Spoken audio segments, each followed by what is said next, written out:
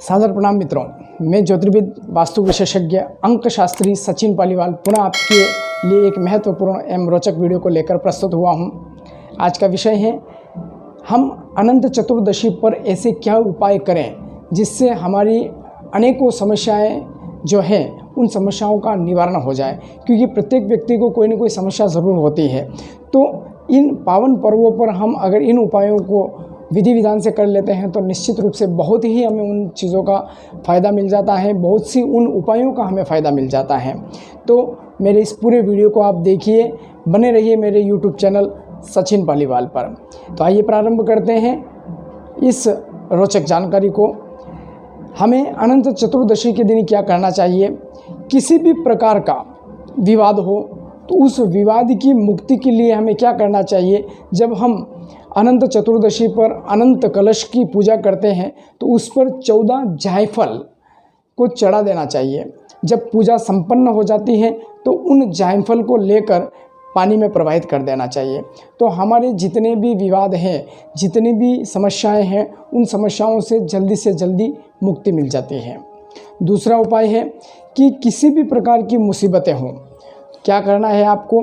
जब हम ये पूजा करते हैं तब एक लड्डू में 14 लौंग को लगा देना है। जब पूजा संपन्न हो जाए वो लड्डू लेकर चौराहे पर रख देना है। इससे हमारी जितनी भी बड़ी से बड़ी समस्याएं हैं उन समस्याओं का निवारण तुरंत हमें देखने को मिलता है।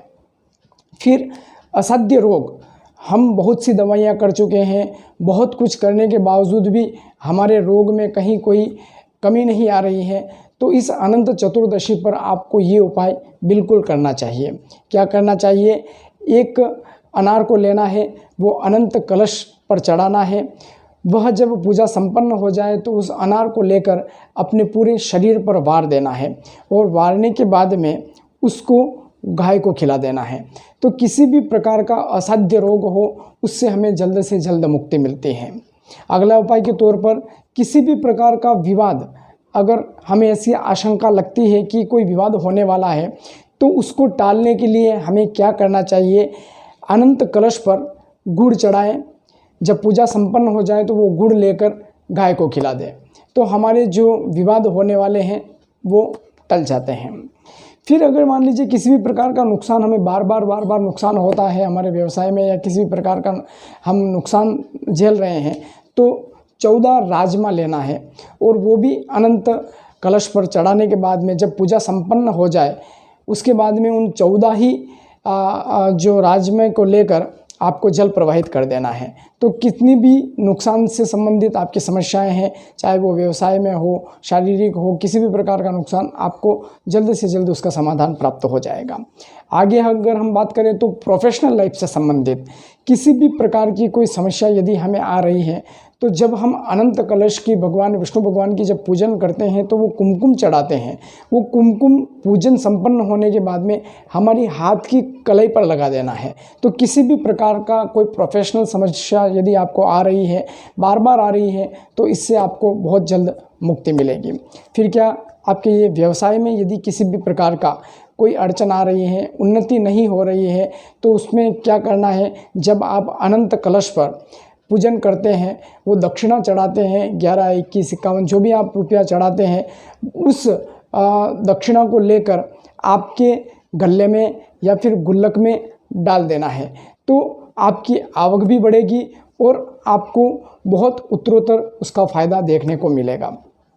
पारिवारिक खुशहाली के लिए हमें क्या करना चाहिए कि लाल चंदन जो होता है उसको कपूर से जलाना है और उसका धुआं पूरे घर में कर देना है, जिससे कहीं कोई नकारात्मक ऊर्जा हो तो उसका हमें सकारात्मक ऊर्जा में वह परिवर्तित हो जाती है और हमें उसका बहुत अच्छे से जल्द फ़ायदा मिलता है।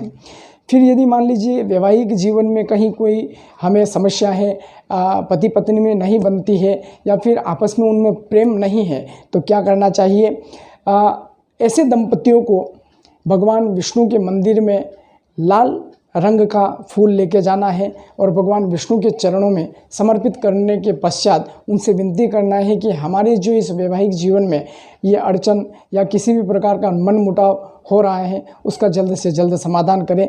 देखिए, बहुत ही कारगर मैंने उपाय आपको इस अनंत चतुर्दशी के पावन पर्व पर बताए हैं। आप आगे भी मेरे YouTube चैनल पर बने रहिए, बहुत रोचक जानकारियाँ मैं देने वाला हूँ, आप बिलीव नहीं कर सकते। लेकिन मैं हर पर्व के लिए, हर एक चीज़ के लिए बेहतर से बेहतर आपको जानकारी देने वाला हूँ। बने रहिए मेरे YouTube चैनल सचिन पालीवाल पर। आज मैं मेरी वाणी को यहीं विराम देता हूँ, पुनः एक नए वीडियो के साथ में मिलेंगे। तब तक मेरे वीडियो को लाइक कीजिए, शेयर कीजिए, सब्सक्राइब कीजिए। आज मैं मेरी वाणी को यहीं विराम देता हूँ। जय श्री कृष्ण, जय जिनेंद्र, जय माता दी, हर हर महादेव।